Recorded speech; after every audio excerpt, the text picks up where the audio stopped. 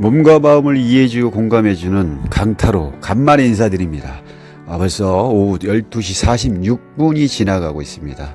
또 식사들은 하셨는지요? 저는 오늘 만땅 먹었습니다. 자, 우리 타로 역사를 보면 참 역사하면 좀 졸리죠. 졸리고 어떤 불분명한 어떤 기원설은 없습니다.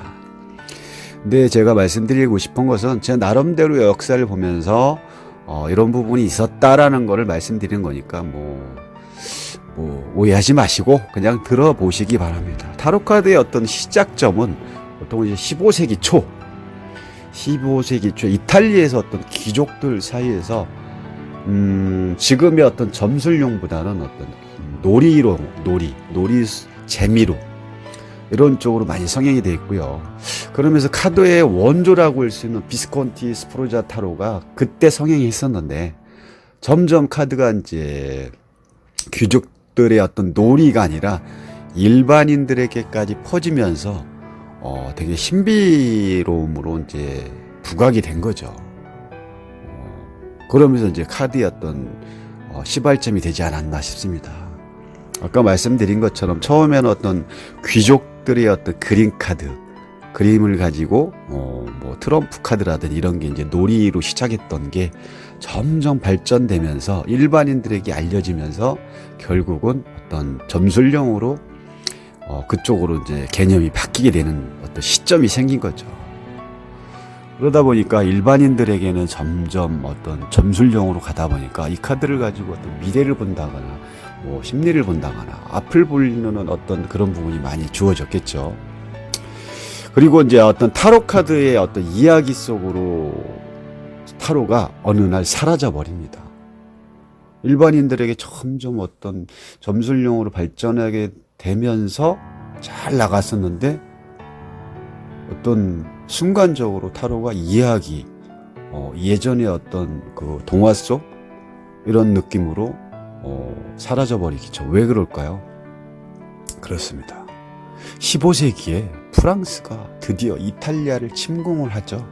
침공을 하게 됩니다. 그 과정에서 이탈리아의 어떤 타로 카드가 이탈리아의 어떤 이런 비스콘트 스포르자 타로의 어떤 성행했던 이런 부분이 전쟁이 일어나면서 프랑스로 결국은 이 타로 카드가 유입이 돼 버리죠. 그 후에 또 프랑스에서 어떤 이 카드를 점점 대량으로 타로 카드를 만들기 시작합니다. 그래서 이제 이렇게 많은 그 카드를 인쇄가 되면서 카드들이 남부의 어느 프랑스 지역의 어떤 마르세유라는 어떤 지역 그쪽으로 이제까지 퍼지게 됩니다. 그리고 이제 마르세유 카드의 어떤 전체적인 이름을 따서 현재 이제 우리가 보면은 카드 중에 마르세유 카드 있죠. 이렇게 이름이 불려지면서 그 지역의 이름을 딴 어떤 카드가 마르세유 카드라고 보시면 됩니다. 그러면서 불려지게 되죠. 그리고 마르세유 타로 카드의 어떤 전체적인 화풍은 15세기에서 17세기에 걸쳐 이탈리아의 어떤 카드, 이탈리아 카드와 프랑스 카드가 서로 영향을 받아서 만들어졌다고 봅니다. 어떤 이탈리아에서 시작된 이탈리아의 어떤 전체적인 어떤 그 귀족사의 어떤 전체적인 맥락을 만들어 놓은 게 아니라 프랑스로 오면서 합작이 된 거죠. 그리고 그 귀족들이 어떤 놀이 카드용으로서의 카드 개념에서 점점 변화를 주기 시작한 거예요. 카드를. 그때 아마 그 시기가 프랑스 17세기 정도 될 것으로 보여지고요. 이집트에서 프랑스로 건너오게 되면서 타로 카드의 어떤 변천사가 그때부터 시발점이 되지 않았나 싶습니다. 우리가 이제 역사를 거슬러 올라갈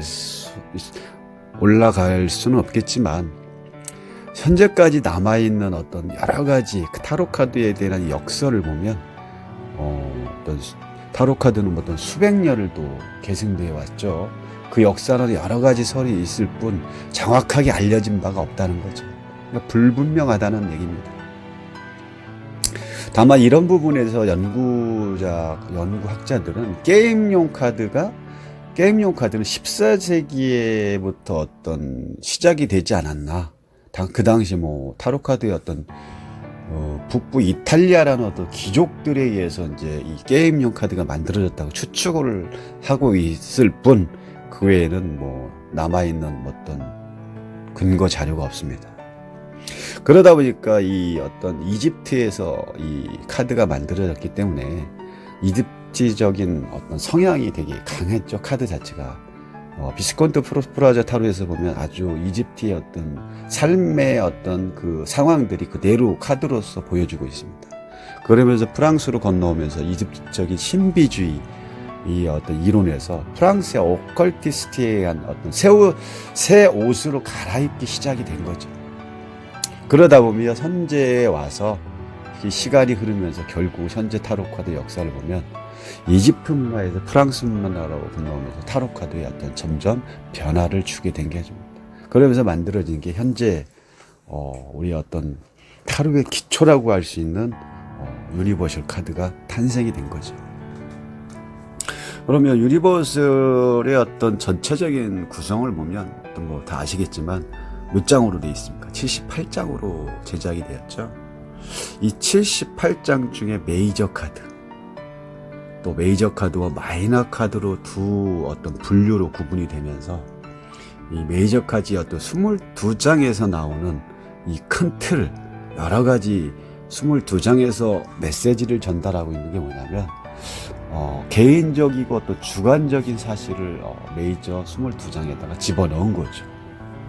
또 뭐 인생의 어떤 중요한 상황과 흐름, 또 인생을 통해 얻을 수 있는 교훈이라든지 인생에서 추구해야 할 것이라든지 이런 의미를 메이저 카드를 통해 전달하고 싶은 거였습니다.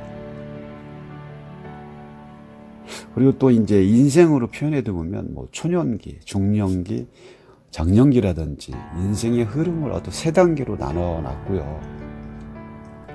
또 심적으로 말하면 어떤 내면을 볼 때는 의식이라든지 무의식이라든지 초의식, 어떤 마음적인 영역으로 메이저 카드 22장이라는 데에다가 배속을 시켜놓은 겁니다. 또 이제 마이너 카드 한 몇 장이고 56장으로 되어 있죠. 마이너 카드의 어떤 전체적인 거는 좀 메이저보다는 상황을 구체화시켜놨다고 보시면 됩니다.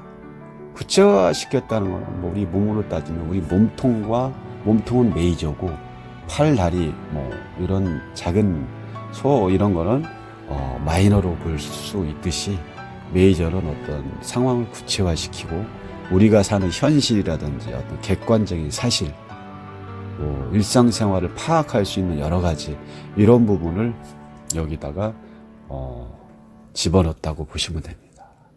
그 외에 뭐 사원소를 가지고 이제 여러 가지를 구성하는 뭐 대처 방법이 있겠지만 오늘 뭐 작게나마 역사라기보다는 제 생각을 잠깐 여기 여러분들한테 말씀을 드린 겁니다. 뭐 이렇게 해서 오늘 짧게나마 여러분들한테 인사가 되는 어떤 계기가 되지 않았나 싶습니다. 오늘 하루 즐거운 시간 되리랍니다. 강타로였습니다. 감사합니다.